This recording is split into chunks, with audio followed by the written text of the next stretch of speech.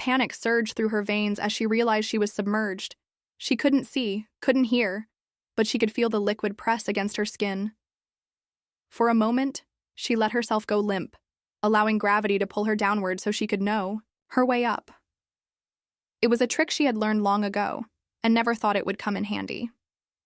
Her body drifted, and a gentle pressure formed beneath her, tugging her in one direction. She twisted and kicked, swimming against the pull, fighting for the surface she couldn't see. A few seconds later, her fingers struck metal. It was solid and it was sinking. She moved to the right, feeling her way along the metal. She then felt soft, unmoving bodies floating in the blackness. She gritted her teeth, pushing past them, refusing to think about who they might have been. Her chest burned as the air she had in her lungs was running out. In desperation, she decided to swim downward first, then hard to the right, hoping to go faster. But moments later, the metal found her again. With the last of her strength, she forced herself forward, moving to the right of the metal object until, luckily, she reached its end. She then surged upwards, as the ache in her lungs felt unbearable. She then saw light, but as she reached for it, her limbs slowed and her mind blurred, and then she lost consciousness. When she regained it, she found herself on the warm sand of the beach with the sounds of waves helping her wake up. She coughed, choking on salt water, as she rolled onto her back, taking a moment to appreciate that she was alive. She then used all her strength to sit up, and upon observation, she saw a road just beyond the dunes. She forced herself forward, step by dragging step, until she collapsed onto the hard asphalt. Time passed in a blur of pain and exhaustion. Then the noise of a truck awakened her. An old man with a thick beard came out of the truck and knelt beside her. He then muttered something she couldn't understand, lifted her, and put her in the back of the truck. She was too tired to speak, and so all she could do was hope he was a good man. Moments after the man disappeared, the truck rumbled to life and carried her away. End of Chapter 1. The old man hoisted her into his arms and carried her through the heat of the late afternoon. His boots crunched against the dry dirt path as he approached his small, weathered cabin with a sagging roof and walls worn by time. The woman's limbs hung limp as her damp skin lay cold against his flannel shirt. He pushed the door open with his shoulder and carried her inside. He moved quickly, taking her down a short hallway past shelves of old books and framed photographs. In the bedroom, he laid her down on a simple bed, the old mattress creaking under her weight. "You're freezing," he muttered. She barely heard him, her body trembling from the ocean's chill despite the summer warmth outside. The man grabbed a thick wool blanket from the foot of the bed and covered her. It was rough against her skin, but the warmth it provided felt good. Moments later, he pressed a tin cup into her hands. "Drink." She lifted it weakly and took a sip. After a few more sips, she found her voice. Who are you? And why didn't you take me to a hospital?" The old man exhaled, settling into a worn chair beside the bed. "Hospital's far. Had to get you warmed up first.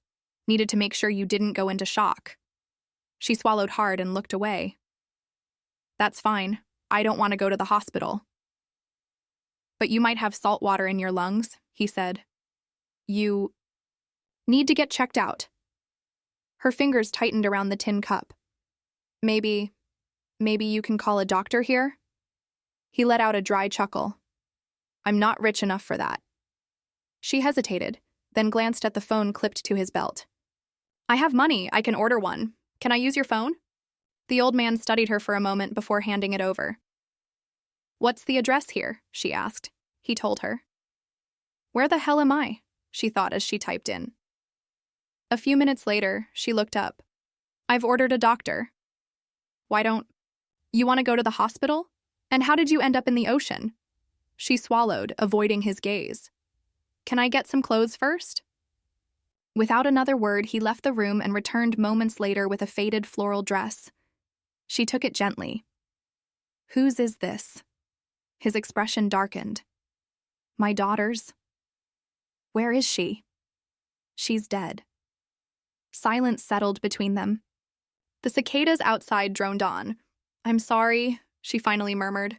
The old man only nodded as he left the room to let her wear it. You're a good man. Thank you. Once dressed, he led her into the living room.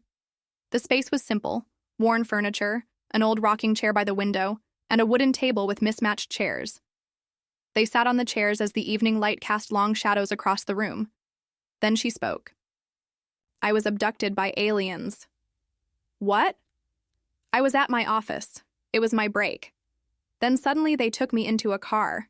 He just stared at her. I woke up half-conscious in a chamber. I saw them. They were small with tiny eyes. And across, from me, I saw someone who looked exactly like me. Like a clone.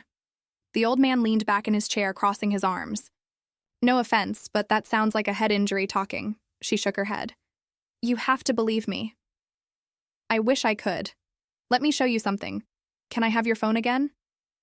He handed it over, and after about 2 minutes, she turned the screen toward him. He saw a picture of a family consisting of a smiling man and 2 kids, and beside them, her or someone who looked just like her.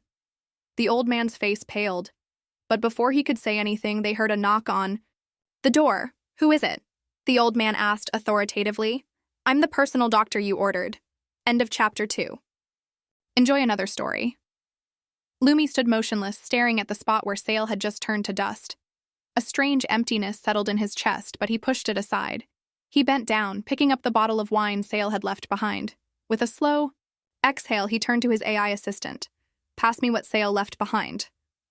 A soft pulse rippled across the assistant's surface before it responded. Warning, sir. The information is encoded and requires a vow of secrecy. It has been encrypted with human technology. Any attempt to bypass the encryption will result in its self-destruction. Lumi's golden eyes narrowed. Oh? So Sale had access to human technology. Interesting. He straightened his back and placed a fist against his chest. I, Lumi, hereby swear never to divulge this information to anyone. Should I betray this oath, may the data self-destruct and strip me of my mental acuity. He thumped his chest 3 times, sealing the vow. A confirmation chime sounded. Vow registered. Decrypting. Without another word, Lumi turned and strode out of the room, making his way to the meditation chamber. He needed to absorb the information before taking his next step. 3 hours later, Lumi emerged, his face pale, his body tense. Sale's knowledge had been more than he expected, more than he was prepared for. But hesitation had no place in his heart. He had made his decision. Under the cover of darkness, he moved swiftly through the corridors of the ship. His status as the son of Emperor Tavani meant no one questioned his actions. He reached the hangar, where the AI-manned scouting ships were docked, small, fast vessels used for detecting potential threats ahead of the main fleet. Lumi selected the fastest one. With practiced hands, he activated the systems, overrode the standard security protocols, and opened the launch hatch. The ship hummed to life before zipping into the void at blinding speed. Back on the main vessel, alarms blared. The moment the security team realized what had happened, Captain Vela's eyes went wide with shock. He's gone, she murmured, gripping the edge of the command console. Captain! One of the officers turned to her in panic. Should we deploy pursuit ships? Vela clenched her jaw. She knew it was futile. Lumi had a head start and no ship in. The fleet could match the acceleration of a scouting vessel at full power.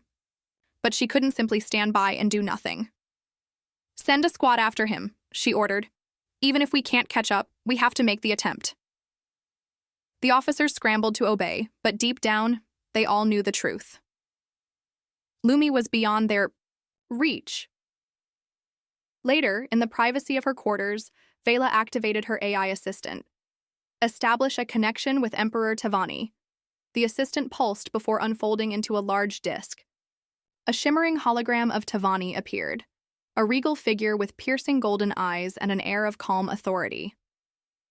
Why do you look like you've just witnessed an apocalypse? Tavani asked with a chuckle.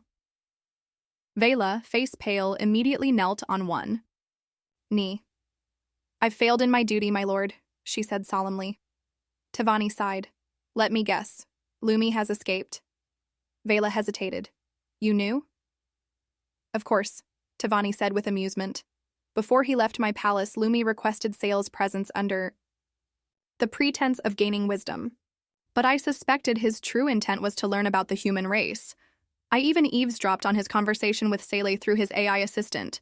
Vela's eyes widened. Then why? But Sale was a step ahead, Tavani interrupted. He fired a strange ray of light at Lumi's AI assistant before he died, severing my connection. If I had to guess, that was human technology. The Emperor's expression darkened slightly as he turned his gaze back to Vela. Stand up. You did nothing wrong. In fact, everything you saw and heard on that ship, every event, every detail, was carefully orchestrated by Sale. Even the fact that I was able to listen in was because he allowed it. Vela inhaled sharply. Even the noble Zero race, known for its mastery of mecha technology, had no way of deciphering human encryption. Sir, I sent a squad after young Master Lumi, she said carefully. There's still a chance we can track him. Tavani smiled faintly. Call them back. They're already lost. I'd wager they've lost all traces of Lumi by now. As you command. My lord, Vela bowed. She opened a channel to the squad. Return to the ship. A response crackled through the speakers. Captain, we've lost all signs of the young master and his ship. What are our orders? Vela closed her eyes, then spoke steadily. Retreat back to the main vessel. As she ended the transmission, she couldn't help but feel a strange sense of awe. Emperor Tavani had seen it all coming. Sale had manipulated everything. And Lumi had just become the first Zero in history to enter the unknown in pursuit of humanity. No one knew what awaited him in the depths of the Milky Way. But one thing was certain. Lumi was no longer just the heir of the Zero race. He was a seeker of legends, and legends always carried the weight of destiny. Another day in Neon Heights, but this one felt different for Lola. She was still buzzing after last night. She'd gone out dancing with friends at a Zenith cocktail bar and met someone she couldn't forget. The woman was a stellar dancer, her hot pink bob cut twisting as she moved across the dance floor, her bright red eyes burning their way into Lola's memory. They'd bumped into each other at the bar that night, the mysterious woman ordering a vodka soda, Lola's favorite drink. Make? That two of those, Lola said with a smile. Their eyes met, and she felt as if she were going to explode. It was as if time slowed around her, the dance floor and flashing lights stretching into slow motion while the woman shot her a mischievous grin. Oh, vodka soda, huh? Not very subtle. You could just ask me for my name, she said with a giggle. The woman was direct. Lola liked that. Sorry, Lola said, still smiling. What's your name? Sammy. You? Lola, she answered, barely holding her composure. She felt every beat of her heart as she took in a breath to continue before being interrupted by the clink of glasses hitting the bar. Enjoy, ladies, said the bartender. It was Charlie working that night. He'd helped Lola get a bartending job there on her off days, though he never understood why she chose to spend time at the bar when she wasn't working. Meeting people was why. Meeting people like Sammy was why. The two women grabbed their glasses, taking sips without breaking eye contact. Want to dance? Sammy asked with a grin, her lips teasing the drink's straw. Lola smiled and took another sip before following her to the dance floor. The music was good that night. The new peak hours DJ had been poached from a corporate lounge downtown, making him a hot commodity in Neon Heights. Sammy turned her back to Lola, rolling her shoulders as she slid against her, before spinning back around with a knowing smirk. Lola gently placed her hands at Sammy's waist. They swayed in unison to the beat for hours, sweat pooling between them as their drinks splashed onto the floor in careless droplets. Sammy leaned up and yelled over the music into Lola's ear. I like your hair! That green is so pretty! Lola flushed, her artificial synth skin shifting to a bright red in contrast to its usual ivory white hue. She was on her third iteration of a body since moving to Neon Heights from Red Latch. Here, she could be anyone for as long as she wanted, then change again, without worrying about shocking her friends or confusing her family. Neon Heights gave everyone true freedom. You only had to be who you were for as long as you wanted. Thanks. I like yours too. Lola ran her fingers through Sammy's pink bob, feeling the strength of her hair. It was 10 strand, a premium. GMH brand that people would kill for in Vargos. Sammy reached up, gently taking Lola's hand before leaning into her ear again. "You want to get out of here?" she murmured, giving Lola's earlobe a teasing bite. A shiver ran down Lola's spine. She shut her eyes, the flashing bar lights painting patterns through her closed lids. She smiled, leaning down to whisper back into Sammy's ear. "Yeah, let's go." They spent the rest of the night together at Lola's. When she woke up, Sammy was gone, probably off to her own job, Lola assumed. She didn't care. Bliss filled her chest. She had never met anyone like that before, and now she couldn't stop thinking about her. Another day in Neon Heights. But this one felt different, for Lola. She hopped out of bed, getting dressed for her shift at the bar. Usually the only customers this early were members of the Gilded Teeth Mafia, but she could handle their nonsense today. She felt lighter than air. Work didn't matter. She just kept thinking about Sammy. She clocked in with her personal chit and started filling kegs, wiping down the counter from the night before. Her cloth passed over the very spot where she and Sammy had met, and her heart skipped a beat. A silly smile stretched across her face just being in the same place again. A Gilded Teeth enforcer wandered in, a petite woman clinging to his arm. Bright green hair, golden brown synth skin shimmering under the bar's neon lights indicating a brand new skin, still fresh from installation. Lola walked over to greet them, but as she met the woman's eyes, her stomach dropped. Same red eyes. Her heart pounded. "Hi, what can I get?" She started, then stopped cold. It was Sammy, standing there, arm linked with this brute, not meeting Lola's gaze. The enforcer ordered 2 beers and started to turn toward a table. Sammy moved to follow him, but Lola reached out, grasping her wrist before she could pull away. "Sammy? It's me. Lola," she whispered. The woman's hand snapped back. She turned, her face twisting into something unreadable, perhaps pain. But then, just as quickly, her expression hardened into a mask of indifference. "My name isn't Sammy, it's Keiko," she said, her voice sharp. Then she leaned in, lowering her tone. "It's Neon Heights, Lola. Grow up. Forget about Sammy." She turned and walked away, taking her seat beside the gangster. Lola stood, frozen, a lump rising in her throat, impossible to swallow. Another day in Neon Heights, but this one felt different for Lola. She'd never had her heart broken before. But identities came and went in this district. It was the one place in Vargos where you could be anyone, even free enough to break hearts and walk away like it never mattered. You only had to be who you were for as long as you wanted. "Enjoy another story, ma'am. You need to come with us." The guard's grip was firm on Alyssa's thin arm. She froze in place, her eyes wide as plates, the tension crinkling the lining of her suit jacket. "What's going on?" she squeaked, her anxiety tinging every syllable. She had never spoken to a guard in the building before. Typically, anyone with a reason to interact with security was already in some kind of trouble. But Alyssa was no troublemaker. She had been a tenured employee at Violet for years, coming to this office 6 days a week without fail. Why they would stop her today made no sense. Swallowing hard, she let the guard pull her toward a side door near the building's main entrance. He led her into a stark white room, empty save for a plastic table and 2 chairs. She sat. The guard shut the door behind her with a finality that made her stomach knot. She dug frantically through her handbag, pulling out every identification card and digital chit she owned. There had to be a mistake. Her employee badge must have been flagged in error. No other explanation made sense. The door swung open with a slam. Alyssa jumped. 2 guards entered, one in a sleek corporate suit, the other armored, armed to the teeth.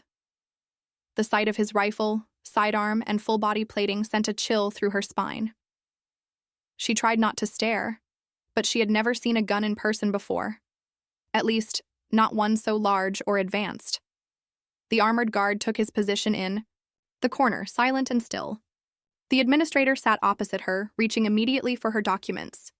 He leafed through her identification, sliding the chits into a device on his wrist no larger than a watch.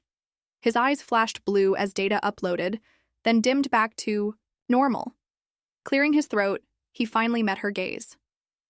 "Miss Santos, this morning, when you scanned your employee ID, the system flagged you for further review. It is our understanding that your department at Violet handles suboptimal investments for Class D businesses in the Roman Stacks neighborhood. Is this correct? The words hung heavy between them. The administrator's breathing was slow and measured. The armed guard remained a statue. Alyssa nodded but couldn't hold eye contact. She let her gaze drop to the table. The administrator leaned forward. Miss Santos, the system flagged you under suspicion of using your employee credentials to grant entry to unidentified guests outside of shift hours. That unauthorized entry coincided with the loss of several sensitive documents from your department's secondary database, particularly files linked to a loan made out to a delinquent firm. I'm sure you understand why we have questions. The administrator shifted, dragging a cigarette from his pocket. He lit it, inhaling slow, never breaking his gaze from her. Alyssa exhaled, almost laughing in relief. Oh, that's such a relief. I was home all night, sir. You can review my building's security logs. I live at the 4th Violet condominiums nearby, I'm sure. The administrator raised a hand, silencing her. We have already reviewed those records, Miss Santos. He let the words settle before continuing. It is not our belief that you purposefully worked with these criminals to take the files. Rather, we believe someone obtained your employee number and biometric data to bypass the system. A 1,000-pound weight lifted from her shoulders. They weren't accusing her. They were helping her. She had been the victim of identity fraud. This was a misunderstanding, and soon she could get her credentials renewed. She opened her mouth to speak. The administrator interrupted. Unfortunately, Miss Santos, this means you are a compromised asset for Violet.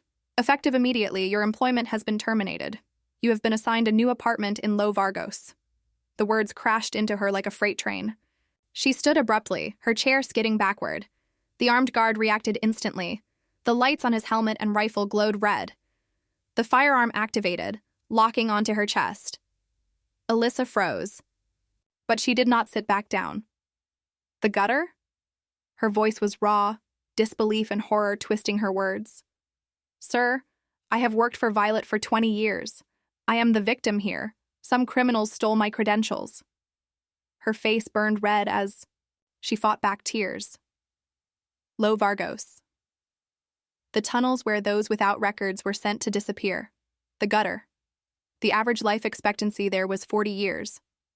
The realization hit her like a physical blow as she realized Violet wasn't just firing her. They were sentencing her to death. Violet has secured your rent for 1 week, the administrator continued, his tone even. After that, you will need to arrange payment on your own. For what it's worth, scrap collection is the most reliable. Employment in Lo Vargos. You should be able to afford rent if you work 7 days a week and secure a second job on the side. He crushed his cigarette out on her employee ID, blackening the plastic. He glanced at the rifle still aimed at her heart, then back at her. A slow, wry smile curled his lips. Now, would you like to be escorted out of the building still hot? Or would you prefer to leave cold?